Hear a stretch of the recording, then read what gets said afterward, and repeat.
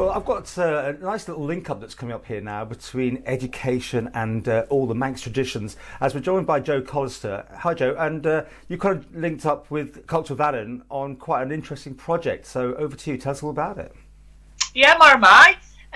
It's actually worked out perfectly, to be honest with you, timing-wise. We do a lot of work with Culture Vannin, and over the past, I think about a year, we've worked with one of our teachers, Debbie Cormode, who is a primary teacher and a secondary school teacher. She's done both, which is great.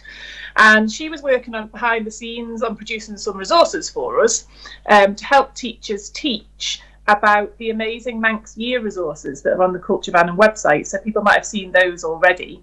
And they range from, you know, the more well-known ones like Hop Tune, right through to the White Boys and Evolved, which people might not know as much about. This is James Franklin, who's just listed everything for the whole year out, hasn't he? Sort of thing.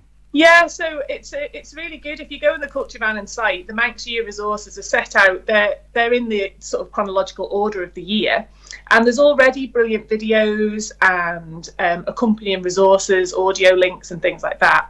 But now there's specific teaching resources. So they're provided for Key Stage 1, which is earlier on in primary, and Key Stage 2, which is later on. But because Debs is taught in secondary school as well, they could be adapted for Key Stage 3 too, which is really great. And are you doing all this remotely, or eventually will it be back in person with children? They're provided as a resource for teachers to teach from. But the good thing is at the moment, because they're just linked into different subjects and because they're accessible through the Culture Vannin website, if you're currently homeschooling and your children are at home, there's no reason why parents can't access them and use the ideas themselves as well, which is why it's really great that it's come together at this moment, really. Yes, I mean, when there's so many things that need to be done, and this is visual then, is it, as well? I mean, the way you're interacting? Yeah, it is. So that people will see when they have a look, there's Key Stage 1 resources and Key Stage 2, and they're split up into subjects. So there's ideas for English and art and history and so on. But also there's some PowerPoints as well that go through and explain the tradition in a friendly way for children. But they all link back into the videos and the resources that already exist on the Culture Vannin page. So it's, if you like, it's an all-in-one sort of resource, easy to teach from, yeah. And is there more to do yet, or is it all done?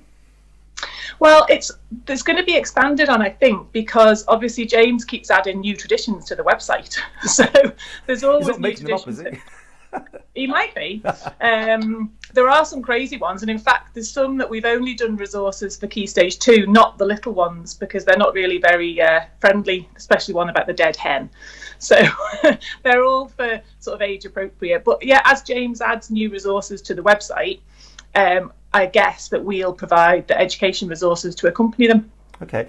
Now, we normally talk to you about the Manx Folk Awards. Where were you in the yearly cycle? Have you missed, or do you think you still might be on? When was it going to be? We had to cancel it, unfortunately. So it was due to take place the week that the lockdown started. But we had 3 weeks on Gullars Garkin when Phil and Simon are on Manx Radio. We had 3 weeks where Phil played some recordings. So we put a thing out to the children and the parents and the groups and said, if you want to record yourselves, send it in. So I collated them all, sent them to Phil, and he very kindly played. I think we had 2 sessions on each of the 3 weeks. So yeah, we didn't have it this year, which was a shame, but at least they got to play on the radio. And fingers crossed, there's a great chance that we might have something by next year. Oh yeah, fingers crossed. If not, I think we'll all be experts on doing online stuff then. So we'll all be doing it from miles away. So just to finish this off, where's the best place to get more information? Culture Vannin or your site, or where? Culture Vannin. So the easiest way to do it really is if you Google Culture Vannin news, and at the moment it's the first story that comes up on the Culture Vannin page. You'll see a picture of I think it's either Finn or Ori holding the wren pole, and if you click on that, you get all the information and the links at the bottom.